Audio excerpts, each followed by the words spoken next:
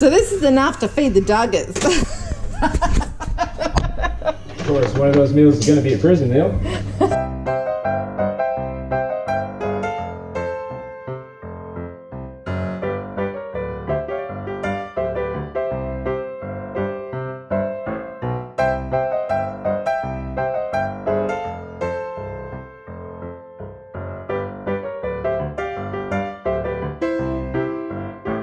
Lots of cleaning and dishes noises in the background, excuse that, but I am currently making a lasagna sauce in the slow cooker to make up a huge batch of lasagnes for tomorrow night. So lasagna is one of those things that everybody enjoys. It's great to feed a crowd, it's quite economical, but it can be quite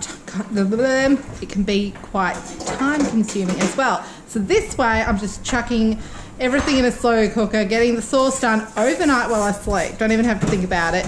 Tomorrow I can just put the whole thing together. So I'll show you the process, and I'm going to start now by showing you what I chuck in the slow cooker. So it's a little dark in here, late afternoon. So anyway, in here I have 3.3 kilograms of minced beef, ground beef if you're in America. And now this also I've added 3 times 400 gram cans of tomatoes, and to that I'm going to add just a few ingredients, and then it'll just be on low overnight. So I'm adding 2 jars of tomato paste, and I'm just using home brand. Sometimes I use Aldi's brand, it doesn't matter. And obviously right there you can see it's just as thick and rich as any brand, so this is a very economical meal as well.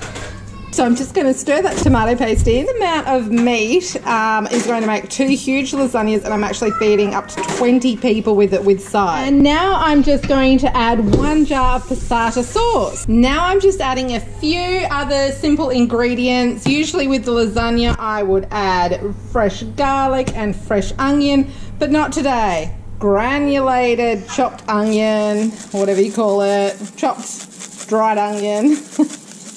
Lots of it, because that is a lot of meat there. As you can see, this is a very full pot. Granulated garlic.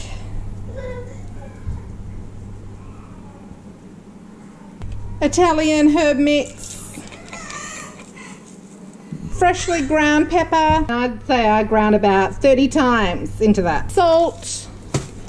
I'll put in, say, let's see how much I put in. I put in, 1 pinch. 2 pinches and 3 pinches, because I used over 3 kilo of mince. Red wine vinegar.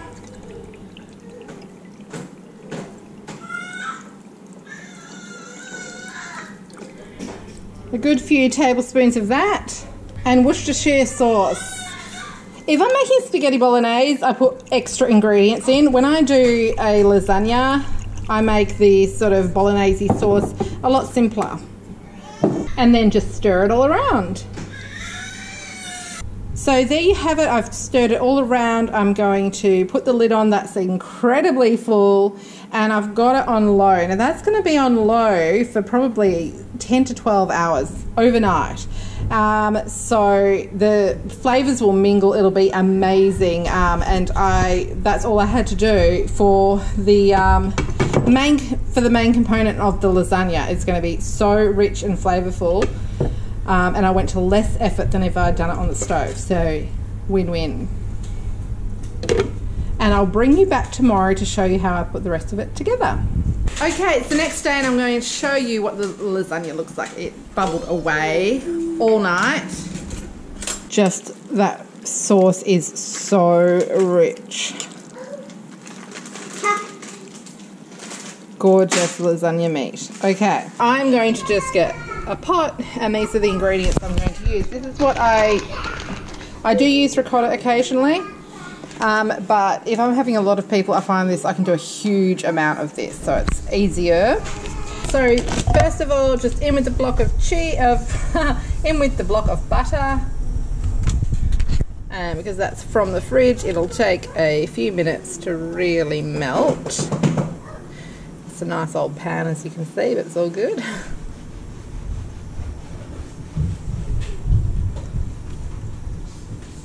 And now with my new whisk that I showed you in my haul yesterday, It might be tomorrow or whenever that video came out or is coming out from IKEA. I am going to whisk in the flour. So here we go. And I need more than that. Just want the right roux consistency, so I'll just see how that's going.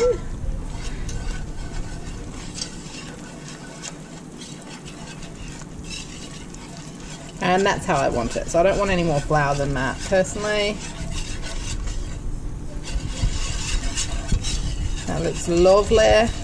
So what you want to do, if you've never made a white sauce before, is you want to make sure that that flour cooks off, otherwise your sauce will taste like flour. So you want it to bubble away a little bit and then give it a stir, let it bubble away. I let it cook quite a little bit. So some people would start adding milk in a few seconds from now, but I like to think that, oh, it's cooking on the bottom, then give it another stir and do that a few times before I start adding milk. Okay, and now the way I add the milk is I add the milk.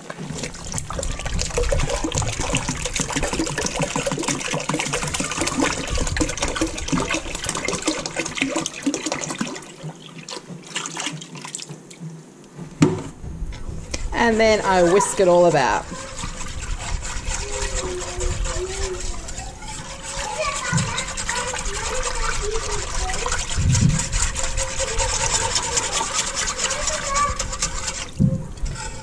Already all the flour, the roux is combined in the milk, and now because there's so much cold milk in there, you have it on high heat while it heats up really well.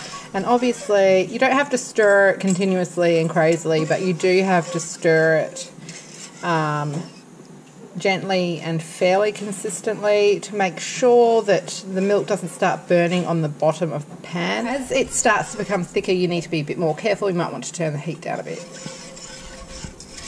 So I'll show you what it looks like when it becomes a bit thicker.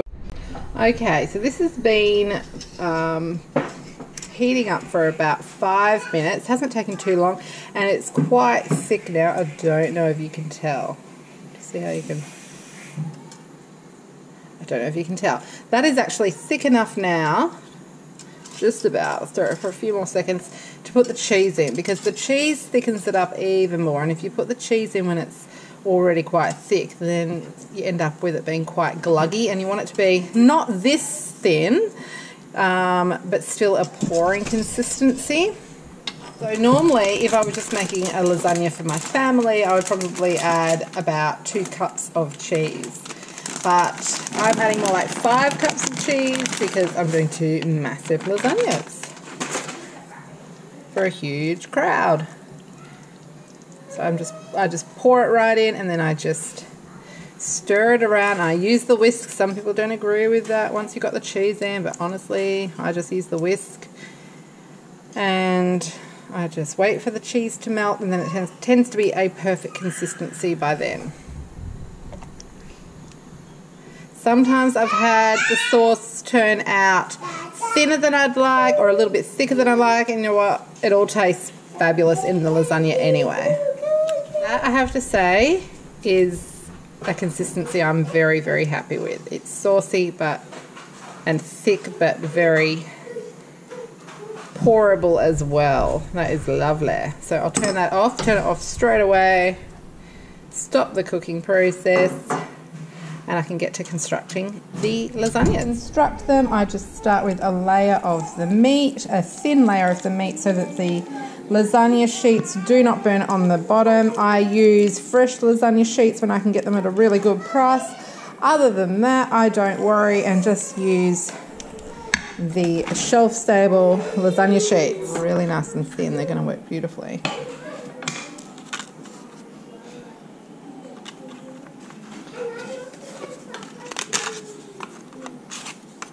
Look at that. And then I add white sauce,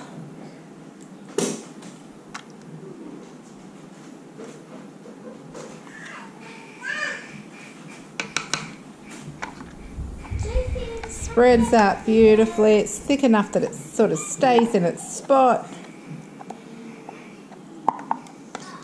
And there's a layer in itself. And then more lasagna, and you're just continuing that way. Add some mozzarella, parmesan, whatever sort of cheese you want on the very top. And then I'm going to put it in the fridge until I'm ready to put it in the oven. And all that needs to happen in the oven is for it to reheat and for these lasagna sheets to cook. And because these are nice and thin, that they don't have to do much, because they're going to partially cook with all this hot stuff on them right now. So it'll probably only need about half an hour in an oven on whatever, 180. Cover it at first, take the foil or whatever you have on top off in the last 10 minutes so that the cheese can bubble away.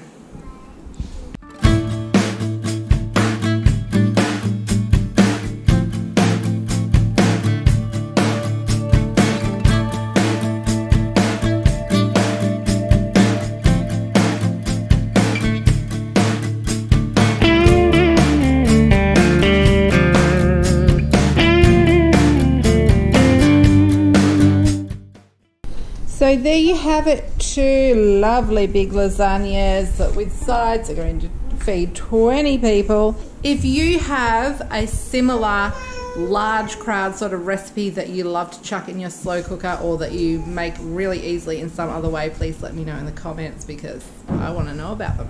Thank you for watching.